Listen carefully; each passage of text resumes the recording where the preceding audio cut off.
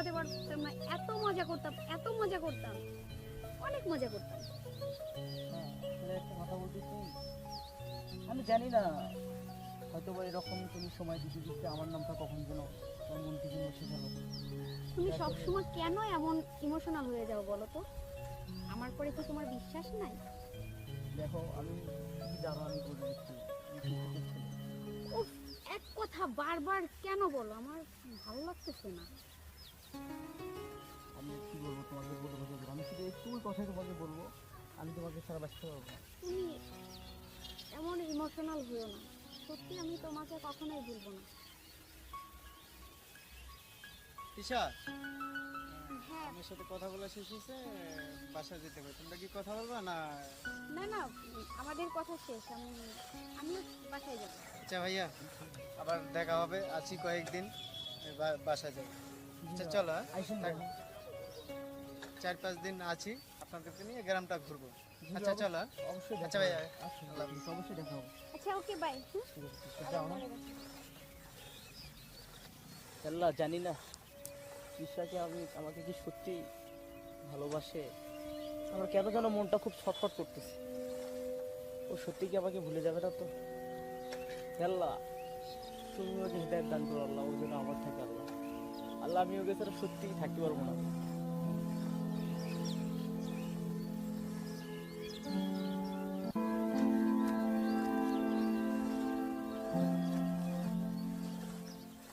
তিশা, আমারও খুব ইচ্ছে ছিল যে তোমার নিয়ে আমি ঢাকা নিয়ে পড়াশোনা করাবো, কিন্তু ভাইয়াকে বললাম, ভাইয়াও রাজি হলো। যাক, আমার জন্য আরো ভালো হলো যে তোমাকে নিয়ে আমি ঢাকায় লেখাপড়া করাইতে পারবো। হ্যাঁ, আমারও খুব ইচ্ছা ছিল, আমিও খুব খুশি হয়েছি জানো তো। কারণ আমার ইচ্ছা ছিল আমি ঢাকায় যে পড়াশোনা করব, আমার খুব ইচ্ছা ছিল। আর তাছাড়া খালামণিকে তো অনেক দিন দেখি না, খালামণিকে দেখার জন্য আমার মনটা খুবই করতেছে, খুব দেখতে মন চাইতেছে। আসলে এর ভিতরে তো তোমার কোনো আপত্তি নাই? না না, আমি খুব খুশি, আমি সত্যি ভীষণ ভীষণ ভীষণ খুশি। তাই?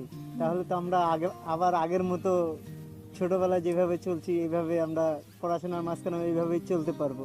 হ্যাঁ, আমিও সেটাই ভাবছি জানো, যে আগের মতো আগে যেভাবে ঘুরতাম, কথা বলতাম, ঘোরাফেরা করতাম, অনেক মজা করতাম, আবার সেই দিনগুলো আমার মনে হইতাছে যে আমার আবার সেই দিনগুলো আমার মাঝে মানে চলে আসতেছে, তাই? অলরেডি আইসা পড়ছে।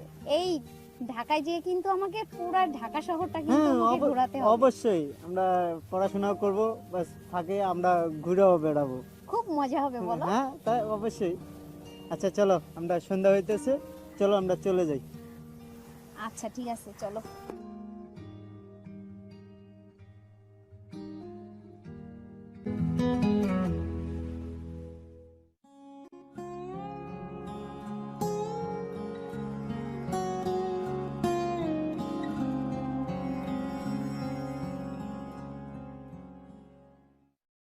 এই তুমি এখানে হ্যাঁ, বসো। হঠাৎ তোমাকে এত টেনশন ফিল মনে হচ্ছে যে? টেনশন বলতে কি, আসলে আমি আমাকে ভাইয়া ঢাকায় পাঠিয়ে দিতেছে। ঢাকায় যাবা? কেন? পড়াশোনা করার জন্য ভাইয়া ঢাকায় পাঠিয়ে দিতেছে শফিকের সঙ্গে। তো ওইখানে কলেজে ভর্তি হব, ভাইয়া সেটাই চায়। দেখো, তুমি যেখানে যাও কিন্তু আমাকে ভুলে যেও না কিন্তু। আমি চাই তুমি পড়ালেখা করে বড় হও, তা আমিও চাই। না, আমি তোমাকে একটা কথা বারবার বলতেছি যে প্লিজ আমাকে ভুলে যেও না, প্লিজ। তুমি বিশ্বাস করো, আমি আমি তোমাকে ভুলে যাব না, আমি তোমাকে কল করব, কথা হবে ফোনে আমাদের, আমি তোমাকে ভুলে যাব না। তুমি কি চাও না যে আমি পড়াশোনা করি বলো? হ্যাঁ, আমি তো অবশ্যই চাই। আমি চাই তুমি পড়ালেখা অনেক বড় হও, আমি এটাই চাই। আর আমাকে ভুলবো না, আমি শুধু এইটুকুই বলছি তোমাকে, বারবার আমি তোমাকে এইটুকু বলছি, তুমি আমাকে ভুলে যাবো না প্লিজ।